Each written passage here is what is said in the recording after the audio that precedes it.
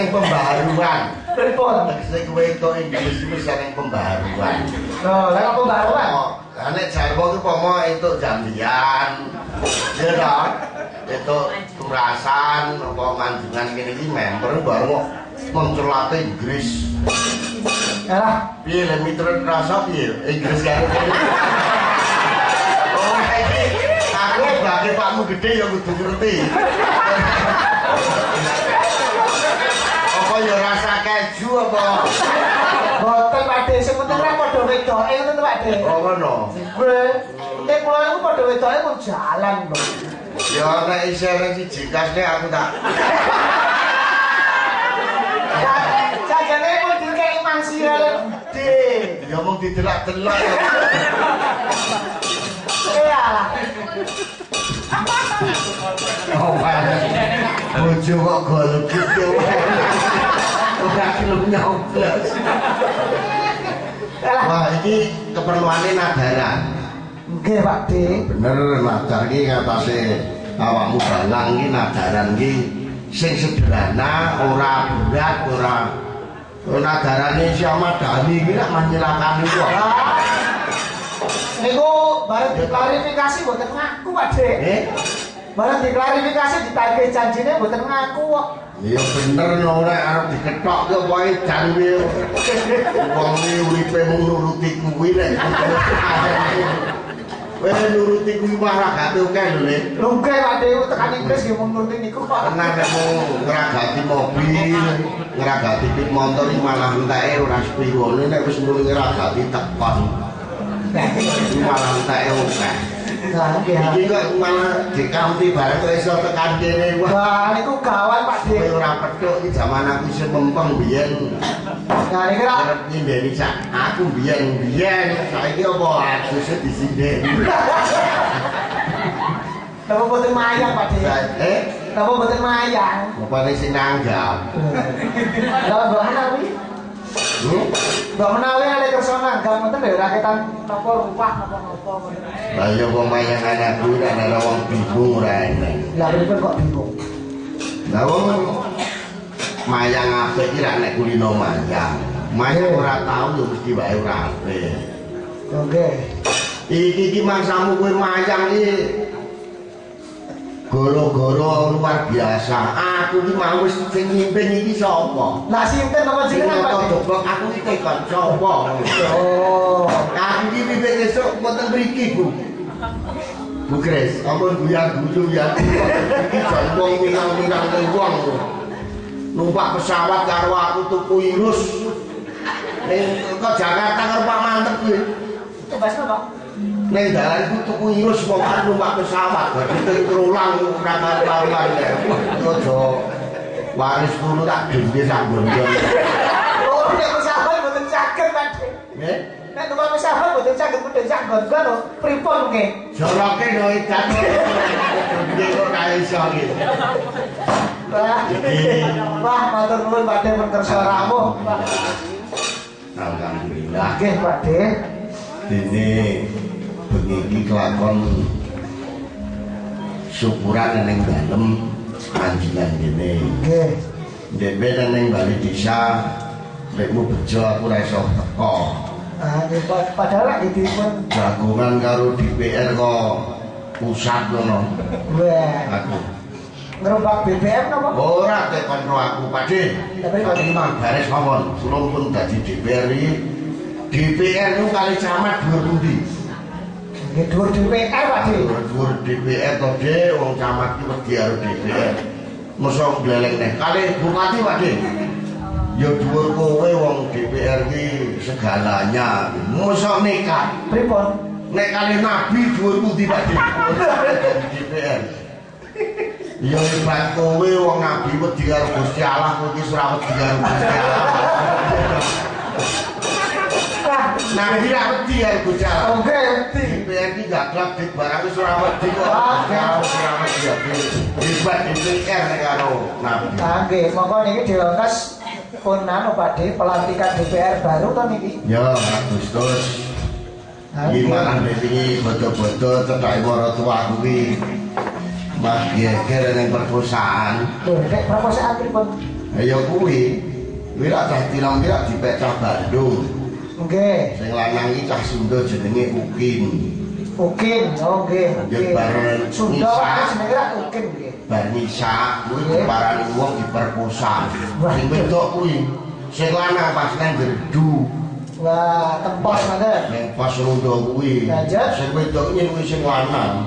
Nalika diperkosa iki kuwi sing lanang. Nggih. Masukin. Jenenge Ukin. Masukin. Langsung merkosa kan kayak bingung. Ini sudah. Masukin.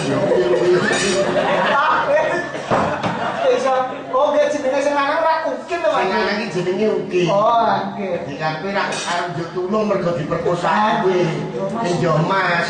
Nggih. Masukin. Terus perampoke Sing rampok iki bingung.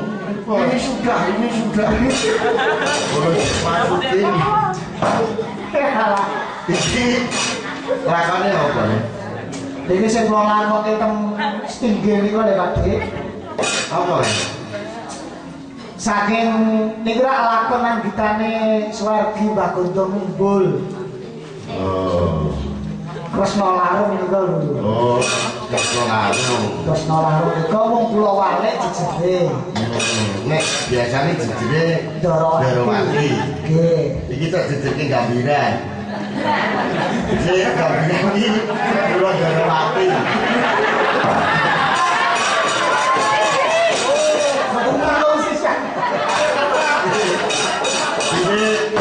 Ini jejere Darawati tak jejerke Kas Gading, jadi ini kabin. Gambiran. Jadi iki lakon Kresna Larung. Nggih, terus Lene aku jenenge lakon iki lakon Dewa Bagus. nggih. Kresna Cupu kae to? Nggih. Lah, ngen buku pakem sing ditulis niku Kresna Larung ngoten, Pak. Oh ngono. Nggih. Jadi pakeme niku kok gadah pengumuman. Lah nggih angel Pak Dik. Nah ini iki. Bantae kathah, rembuke kathah. Nek saumur kula paling pol-pole ra nggih sabet. Kula dalang iki sok kulinarno yang ngomong iki bantah harus sing wedok. Bendak dinten Pak Dik kula niku bantah. Dikali kelakon bantah iki men apik. Ning iki sekaligus mahargya dina kemerdekaan RI. Nggih. Ya kepingo to ya iki ya. Ah, sudah songo. 69. 69 tahun itu usia yang sudah tua. Kula dhewe tak kelingan Pak Dik kula tahu nggih ruwah ning ngepase Agustus. Kula mayan teng Tesen di Basung niku lho enggak. Dilalah numpak Tesen niku susukan kula takon kali wong niku dionek-onekke Pak Dik. Kula takon Tesen niku medale pundi niku takon wis niku dionek-onekke. Wah Mas, Mas sampai niku keterlaluan. Keterlaluan ngono lho. Lah, berarti keterlaluan tuh Bu anu maksudnya kebablasan ngoten. Berarti kula nek mas dionek-onekke keterlaluan. Oh, kebablasan dalane. Nggih, kebablasan dalane nek kula dionekke keterlaluan ngoten. Ben wong Yojo ku wong wedok-wedok sak susu kae. Wah, wonge cantik-cantik arep layat ning Tulung. Tulung. Oh, tulung nggih. Wonge cantik-cantik kae. Nggih, terus Nek sing cantik wong loro ku medhun tekan aku, Pak, medhine ten Tulung niku pokoke mangan lor niki, mengko nek pun mentok, nggih. mang menggok kiri. Yen kiri niku nek pun mentok, mang menggok menen. Oh, nggih. Mungkin nek mboten saged mentok, Pak. Nah, itu berarti kokean dulan. Nah, nggih. Wah, ngerembak babakan anu Pak Dik, babakan kesenian niku. Nah, kecelakaan dalam main gamelan itu kathah Pak Dik. Mamane Cara garap-garap kerawitan niku ra nggih neko-neko. Niku Asmarandana dideke tengah. Kantun sing garap kula niku tahu teng Mangkunegaran niku kula ngendang kanca kula niku ngegong. Lah mengko joget mireng Mangkunegaran niku rak serepeke salahan Pak Dik. tegese ngangge salah ngangge gonggongan colongan iki lho. Nah, mendang iku sing ngegong kanca kula cah Ponorogo jenenge Dodi. Mendang tak gandeng, tak gong, tak ndunggu, aduh. Terus nyekeli sirah kok iki kan.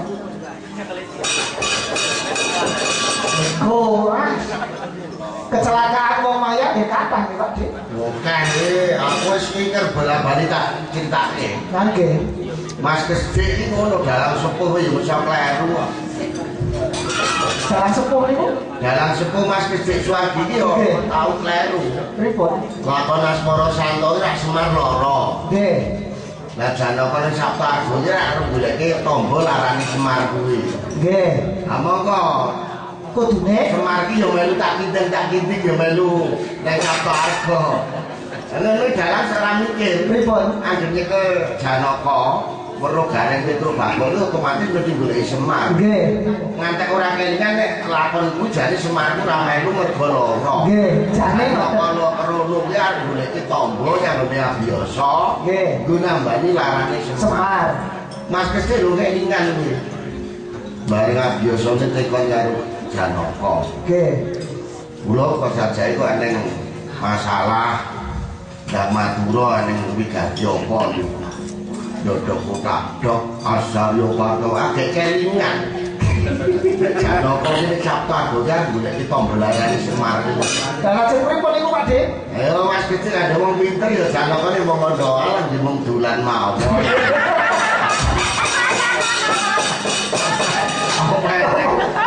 Apa ene wayang kok dolan yo bae. Kuwi akeh tinggale ngono kuwi. Nggih. Nek kula nggih tau kelingan diceritani kali si Bu niku. Sing sinden, duka sing wayang sinten? Makane ku sinden. Kane pengendane dereng teko, iku Pak Diakon nendang. Aku Nggih, sanjane make lho. Nendang talu wah. Iku wau. Sampah talu rasa piwuke terus macet. Hop. Niku estu nopo mboten Pak Dik? lek kadune tahu padha ora mantek ya semen. Apa ya ning talu kok suwe hop. Kuwi eneng. Pripun? Pak Sayuga Ndareng Pak saya gondareng. dalang yang budidaya do jamu dadi dalang. Nggih. Wayang ning pandanan Nggih. makon kuwi. Wingi jaman kae iki jane gemes-gemes ndelok iki blas ora eneng. Sing eneng iki mung wong 3 apa 4 ngono kuwi rada adoh ngene mung teng lencar del kacang kuwi. Oke. Lah kok perang gagal iki disuruhi Mataraman. Di wis kaya kali-kali ngono kae. Nggih. Bareng bola diwani kok Ndara Kresna Nyai Prabu. Yen mengkono aku tak disilaku nang negara Pandhawa. Loh, Negara niki rak Ngamarta. Ngamarta Pak Dik. Pandhawa iki rak wonge. Nggih.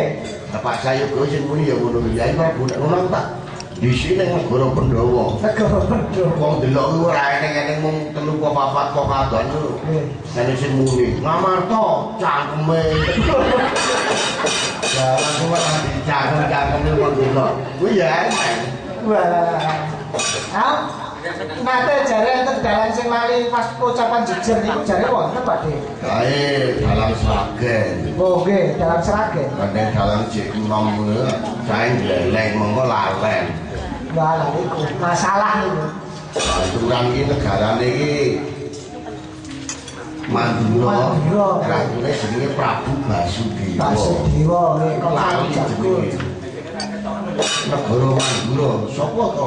Jejuluk nata, sang ngeteng sing jejuluk Prabu Lali. Jenenge Basudewa.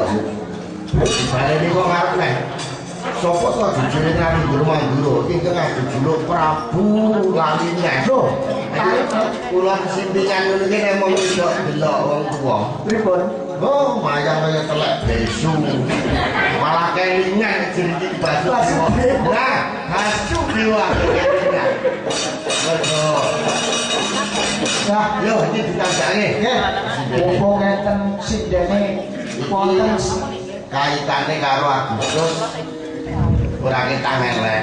Tak bawanane dandang dulu kamardikan. Oke, matur nuwun Pak Dik. Sendro apa pelak? Manut. Nah, aku ini agak sering-sering bawa iki. Anu Apa? pelak mawon. Pelak 6. Nah. Nek sendro pun biasa Pak Dik apa. Ning elek kok jatuh sing penting aku butuh nyuwara iki mung men tekane Inggris kok. Oke, Pak Dik. Ora kok jeneng Inggris lagi. Oke, dilaporkan nggih. Ya, Nalika lakil kita uni ngomongake kamardikan lira ngotrok yo. Bung Karno kang medharake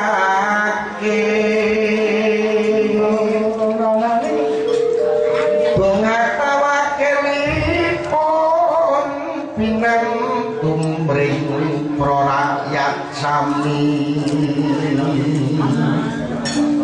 nuju tanggal 17 sasina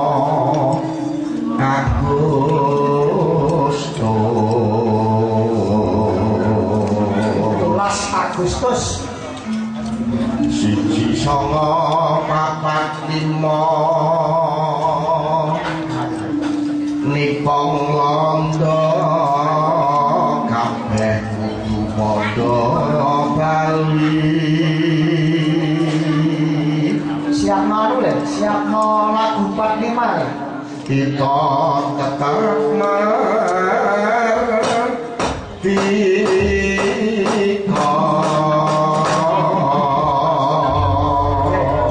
Dipun jumbuhaken Pak Dik.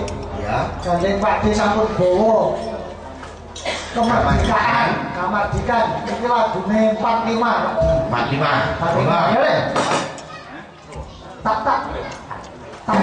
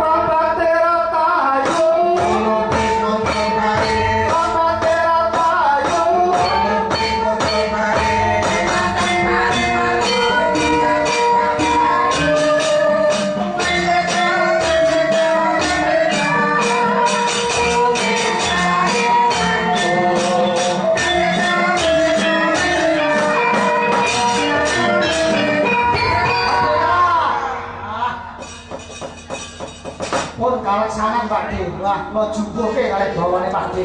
Iki ngene lho. Terus pundi? Isih suwe ra iki. Nggih, sawetawis. Ah. Biyen kuwi eneng piyayi asmane Raden Sukeni Sosrodyarjo. Raden Sukeni Sosro. Guru sekolah rakyat daleme Mojokerto, Jawa Timur. Wah, tebih Pak De. Kuwi garwa putri saka tanah Pulo Bali asmane Idayu Nyuman Rai. Ki Dayu, Ida Ayu Nyuman Rai. Ida Ayu Nyoman Rai. Nggih. Bebrayane Bapak Sukeni karo Ida Ayu Nyuman Rai kuwi peputra kakung. Laine tanggal 6 sasi 6 jam 6 tahun 1901. Nggih. Dijenengke Kusna Sastra Soekarno. Oh, nggih. Lah bayi sing dijenengke Kusna Sastra Soekarno kuwi lara-laranen. Nggih. Yo dileh jeneng maune jenenge Kusna Sastra Soekarno diganti asma Soekarno. Soekarno. Sing terkenal dengan nama yang sangat merakyat seperti ini adalah Bung Karno. Bung Karno, nggih. Pelopor Kuwi sejarah Bung Karno. Kuwi Bapak bapak proklamator, bapak anti penjajahan, bapak perintis kemerdekaan, bapak penggali Pancasila, bapak Marhen, bapak Trisakti, nggih. panglima besar tertinggi ABRI, pemimpin besar revolusi presiden seumur hidup Bung Karno. Ini hebatnya Bung Karno karena punya nama besar dan karisma yang sangat luar biasa. Untuk agemi Bung Karno kuwi karo sing jenenge Joni Pardidi. Sing duwe Pardidi tek kuwi dijoli emas 17 kg. Waduh, kupluke Bung Karno. Kuplukipun Bung Karno dijoli emas 17 kg. Saiki dienggo Monumen Nasional Jakarta kae. Oh, Kae agem kupluke Bung Karno. Ini generasi muda harus tahu nih masalahnya. oke Pak De, kedah ngertos Pak De. Nah ini penting, informasi penting. Ini kalau ini ngertos Pak De. Perkawis kumpulipun Bung Karno dipun keliru kali emas 17 kilogram. Karo Pak Joni Pardidi, kuwi Pardidi tek, kuwi wong luar Jawa. Kuwi Bung Karno iki nalika tindak ning Arab, kuwi nggawa biji mindi. Biji tanaman mindi iki berkembang biak ning Arab kono sampai sekarang wit mindi ning Arab iki keceluke pohon Soekarno. niku kowe kados napa Pak? Mindi kuwi lho. Mindi kuwi lho. Wah mindi. Wah, iki bareng tok bojo Inggris kalau ora putri. Golek kurma ngerti ya nek mindi. Iki nek sing tau ibadah haji romo, aku tau tak jaluk tulung. Tulung Pak, iki ning berita kok ngene dicek kok bener apa ora ternyata bener. Oh, Ning Arab ki ning pundi kejeluke ning kono pohon Soekarno. Bung Karno iki dadi presiden.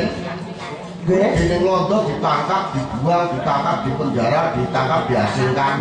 Dadi nek biyen kuwi di penjara sik akeh dadi pejabat. Nek saiki ra kuwale sik akeh di penjara. Bedane kuwi. Kami kudu tekane nggih elek saiki. Iki hasil survei tahun 2011. Nggih. Kuwi kepala daerah ditunggu DPR belum menteri lho. Kepala daerah Indonesia kuwi eneng bupati karo wali kota jumlahe 497. Gubernur cacahe 33. Berarti gunggunge 530. 530. Sing 243 wis masuk penjara karena korupsi. Kuwi survei 2011. Nah 2014 iki ternyata dari jumlah 530 itu yang masuk penjara sudah 313 ya masuk penjara. Lah sisanya sing 217 ini ora berarti suci, ini kuwi menunggu giliran. Oh, Iki ya penting kudu pilih. berarti nek wonten pejabat itu ya biasa. Iya. Lah piye to kandhane DPR iki karo nabi we, bab DPR nabi dijalah. DPR ora wedi kok. Ah, nggih. Ki mau dandang lho. Lho. Nek nek Inggris ono nek wong tekon yo kandakno nek suaraku. Oke. Ampun watos, Pak. Terus sebenarnya bali ning Inggris aku kirim mana nih? Kirimin apa, Pak? Garam. Garam Inggris. Garam. Garam Inggris lurus. Lah garam mriko ing mriki niku. Oh ngono. Enak nek wong Jawa eneng nek anu kon mangan garam Inggris ki urus-urus kuwi. Wah. Ya tak tungak-tungak iki ben laire anakmu. Nggih, Pak nggih. Paringono wilujeng Widodo Mulya. Nggih. Ora ning alangan Sujopo. Wah, iki baraan calone. Wis ana rencana burung nek linang kok jenenge sapa, wedok kok jenenge sapa. Mergo jeneng bocah ki angel. Eneng bocah dijenenge Waluya. Ya ra. Nggih. Arepe men wilujeng ya mesa lara mati. Eneng bocah dijenenge Slamet. Ya mesti ora slamet. Iki kali marang tuaku yakin darah mati kepara iki dhewe jenenge Darwis. Darwis. Montan yo wis malah saya ini malah jiwa. Malah iso maklaran barang saiki. Iki jenenge Darwis karepe montan yo wis malah wilujeng. Ah nggih, kados toge barang niku. Apa itu? Setuwage. Oh iya. Ora jeneng biyen niku ora manut dina laire lho. Jenenge Legiawan. Mergo laire dina Legi pas awan-awan. Oh nggih, Legiawan. Ana saiki ra jenenge bocah iki ra modern ra biyen wedok iki butuh mingkem, painem, kartiem, soyem. Nah, nggih. Biyen iki lenang yo men, ya ra. Nggih, men. Saiki ra wis wah meningkat. Men lep link niku. Iya. Lanang. Risang Panji Wicaksana lho jenenge. Nggih. Eneng anak kancaku jenenge Risang Panji Wicaksana. Nggih. Nah, Wah. saya yang jenenge Sukardi malah wis sukar. Sukar diatur, sukar dikandani, Sukar-sukaran lho. Nah, nggih. iki gamelane Pak Desa Bian. Sabian. Wah, iki Bocah yo tenan. pripun tau? Jos tenan iki Pak Desa Bian iki. Ya malah wong Pakmu Gede Sabian timbangane dadi dalang yo arep ngopo. Seran murah kok. Pakmu Gede Sabian malah dirpayon ae kok. Wah, pripun to Pak Desa? Wah, elok tenan Pak Desa.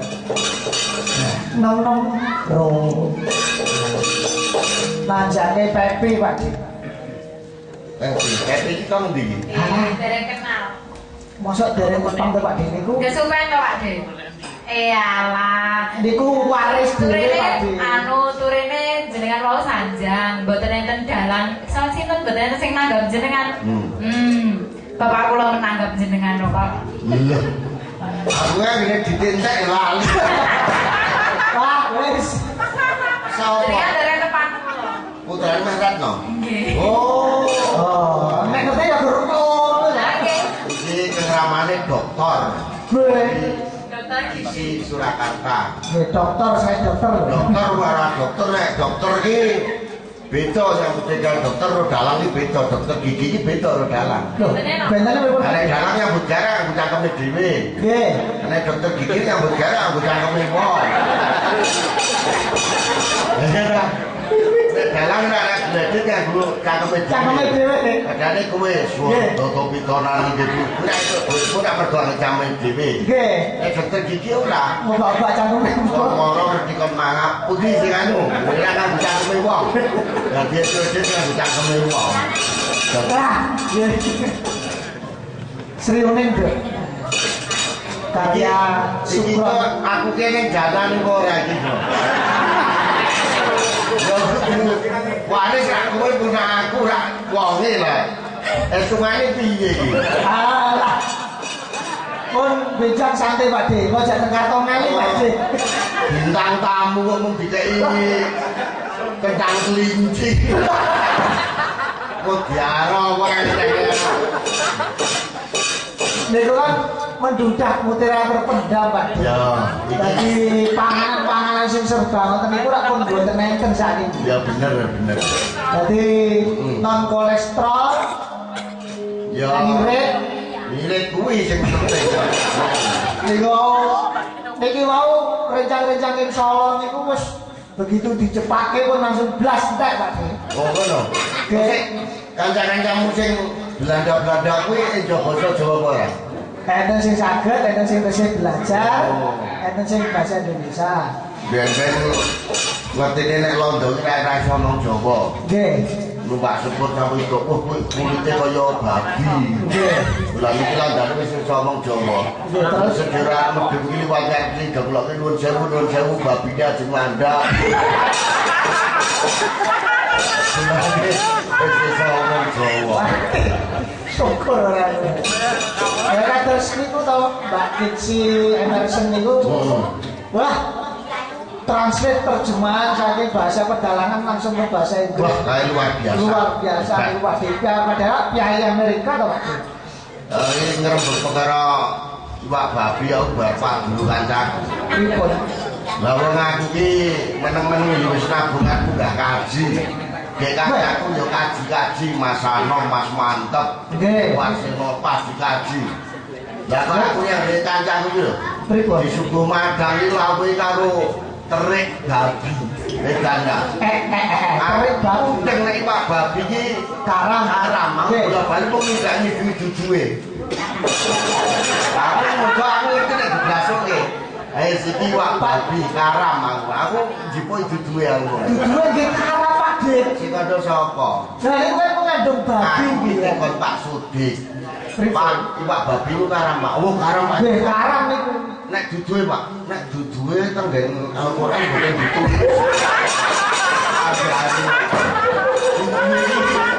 Duduhe iki nek ngono kuwi ora ditulis. Kowe yo aja tak dudukan. Nggih padha karo iwak kirik niku.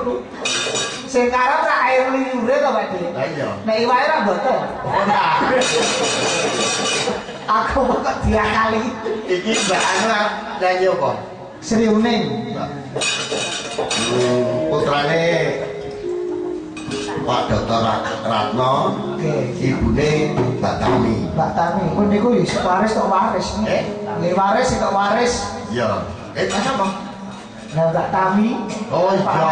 Ora sing waris iya. Sing itu wong liya mau ngaku kok les. Apa ge? Iya lho, mbokku gedhe iki kok wis ora mudeng pedalangan kan. Duit. Gak puno ngomong wae mit. Oh, yang mudeng-mudeng Ya, sinebut. Niki bawane kakono. Wis kowe wae. Ah, Bapak Deyo. Wah. Masa bar bawa kok bawa nek karo bawa saiki minggat ning sana. Jangan dia. Lagi. Nggih, Mbah, nyuwun dituntun nggih, Mbah. Pripun ngaturine pripun Pak Dik? Kedah ngaturine. Mbah, Mbah. Napa tante? ngene-ngene kok tak omong ya kok. Kowe nyawang Mbah Kris ki aja saiki. Lah pripun? Dikanti. Iki zaman mudanya luar biasa Bu Kris. Kowe sinden irong ya. Iki ya ora saru ya ora anu. Biyen ngerso dalem sinuwun ping 12 iki tak tau gawe Bu Kris iki. Nggih. Ibune bapakne Gusti Gunawa iki tau gawe Bu Kris zaman isih nome. Wah, delok Budrigul iki luar biasa biyen Wah, cantik. elok. Saiki wis mergo sepuh kok. Biyen tau garwane sinuwun ping 12. Budrigul iki. Waduh, kula mboten wantun. Lho, esemane. Ini roh aku wis kaya musuh wis. Pak Dik apa ngaturi basung ki kula kaya gak lumayan timasan dari Pak Ano. Iya. Lah nonan ningsih. Aku nengok. Halo, Nonating sehat. Kaya kancane. Iki nek karo mbok kene, Nggih. Adi. Nggih. Nah iki pun. Jadi baru pengen Mbak Jiwo, terus Mbak Gondo Tomo, Bapak Ibu Pak Di Bambang Sis, terus Mbak Putri Manjungan, lajeng Mbah Pus Suwargi, Bagus. Jembul, Oh iya. baru Mbah Pus Jembul, Mbah Mbah Prono, Mbah Sipon. Mbah Sum niki. Nah nek dalang wis basane ora perlu tak urutke le. Nggih. Wong dalang iki asu aki Mas Darman kuwi. Nggih pripun? Mas Darman iki generasi lanang kakangku. Nggih. Bojone ponakku. Nggih. Ora ora gathok. Terus pripun? Lah bapak nu simbok kene iki ya ngono. Oke. Iya dong. Wong aku Pak cilik, Bapak Suwardi iki simbok ki pernah aku wedi dadi bingung dadi ana yo mung mbak-mbak ya bapak urut. Hah, padha waris niku bingung Pak Dik. Iki monggo sami dipondang. Monggo Sawon tadi. monggo pondang miturut kapital desanipun ya Mbak. Ya Mbak. Lho. Daharnya kan betapa kadesan. Ono percaya nek iki karep iki kaya komplit men iki ora ganti sapa iki. Alah, pun boten saged dipun urus. Ora malah anu. Zaman ning balik desa iki jare tamune marah itu apa-apa. Boten itu apa-apa, boten ada perjanjian kok. Boten perjanjian. Ya kok, sini udah kok. Sinebut. Sinebut lawan putri. Cara manuke murai suarane kandel. Kula kenal Pepi niku nalika mriku sih lah SMP jek cilik jek umbelen. Andre ajar nabu karo sentrop-sentruk. Kula ngejari Mas Nerak mayang Pak Di. Ajar nabu karo sentrop-sentruk urite ireng. Witan. Saiki pecah pamore, Nduk. Ya, muga-muga sing pecah mung pamore. Ora pecah liya-liya. Lah liyane napa to Pak Dik? Nggih pamor niki. Yo.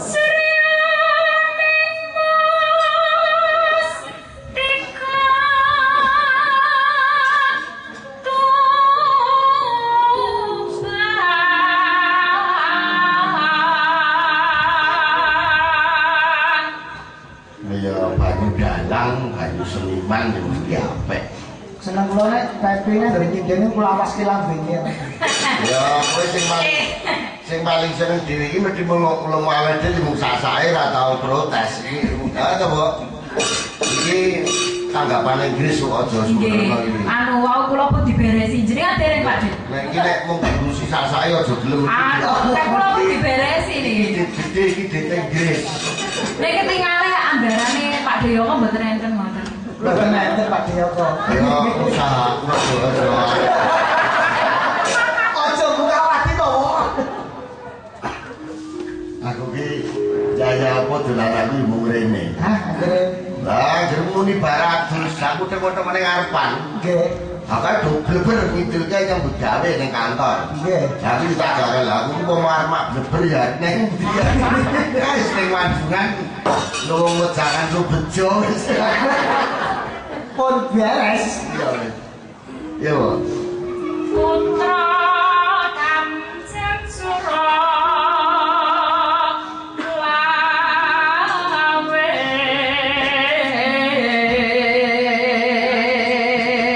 Pak De. Sajane nek miturut sejarah Kanjeng Suralawe niku napa putra Ranggalawe Pak De? Kuwi malah mbone kok kumpul ngono kok. Mbone kok kumpul kula blagah ngono. Aku ora mudeng kok tak tekon. Sejarah Bung Karno aku tekono nek tekan Suralawe mbok modar ora mudeng. Yo.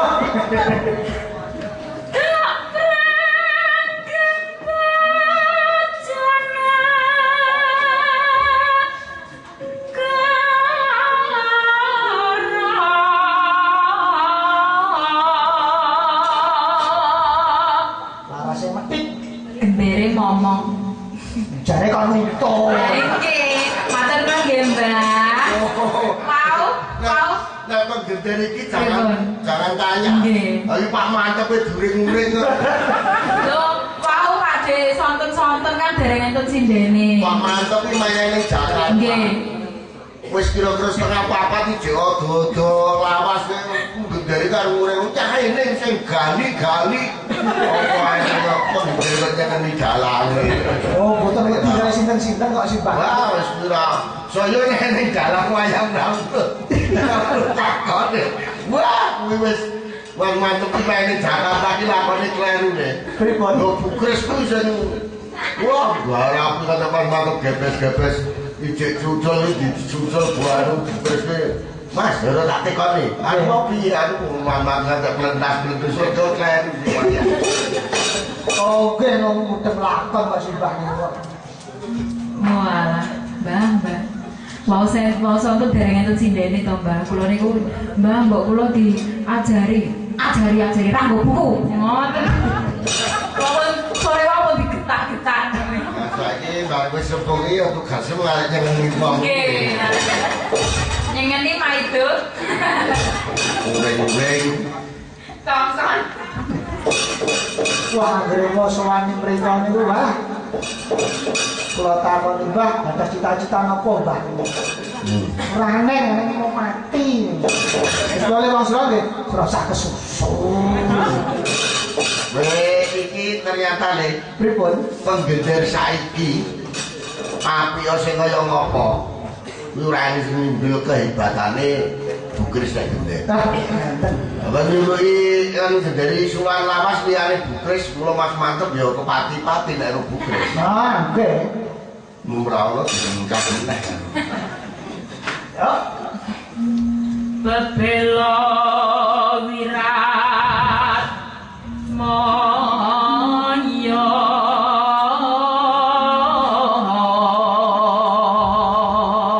Jenara sing penak Pak Dik. rangi rosriune gugur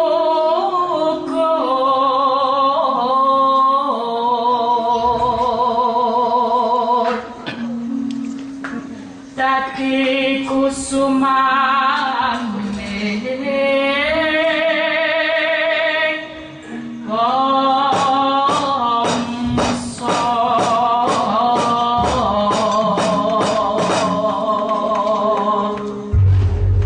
Yo, lanjut kok.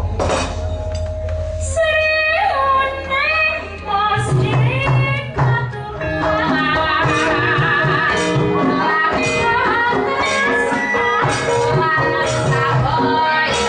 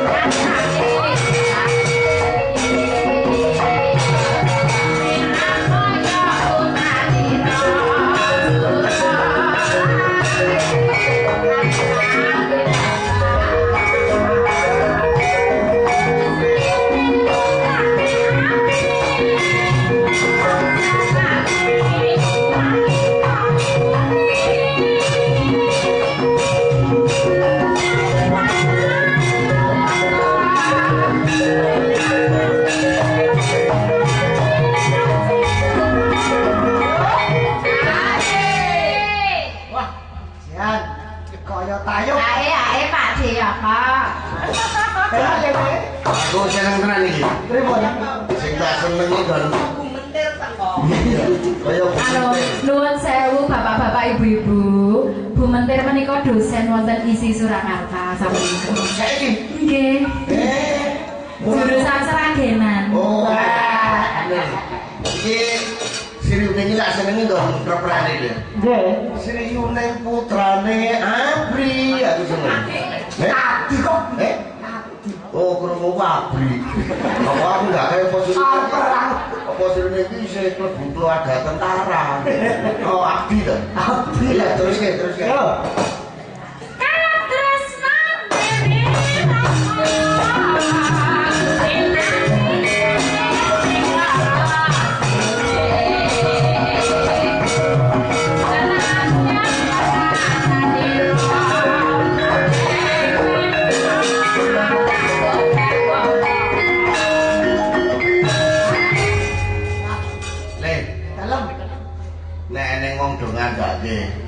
Seni kerawitan iki sumbere kok Solo, kok Yojo salah. Salah, Pak. Sing bener iki kok Semarang karo Cirebon. Nek malah Semarang, Pak. Iya ta. Nek Semarang iki H, Cirebon iki E. Mula senggan rewe H.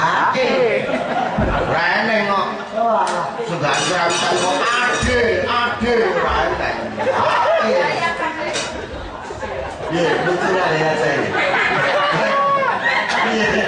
Saya aku begini ya tak lucu ya. Wah, luar biasa, Pak. Aku lo yo boleh no dana aku tak boleh. Ya, nganggo pamudya kok nek karo keluarga Manjungan iki wah. Kalau aku iki dasar ini. Ujune Pakmu gede sabane aku teko wis mudeng. Iku mau bejo mau. Oh, tamu-tamu sak mono ora anu bareng aku teko goleke wedang sing ngene tutupe gaji iki. Sing ngene tutupe. Aku bareng cedak kilo aku. Aliane aku tutup kok aku tak boleh tutup tadi. Biar bintang tamu kok. Bintang tamu ditambahin tutup.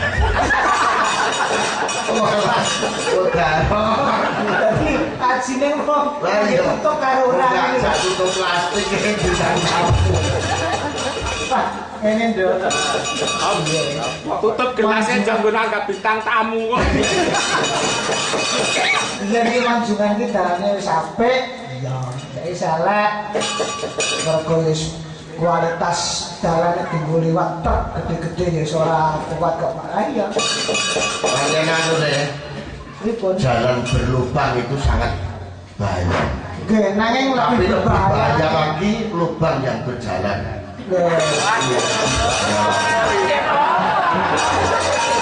Ini kalau enteknya apa-apa sing Wah, pun enteknya lubang apa-apa. berjalan. Pun sekecangire Pak De. Ya wis aku ora lunga le. Wis mbok apa ora lunga enteknya apa. Jawa Tudok Ora ini lho ya.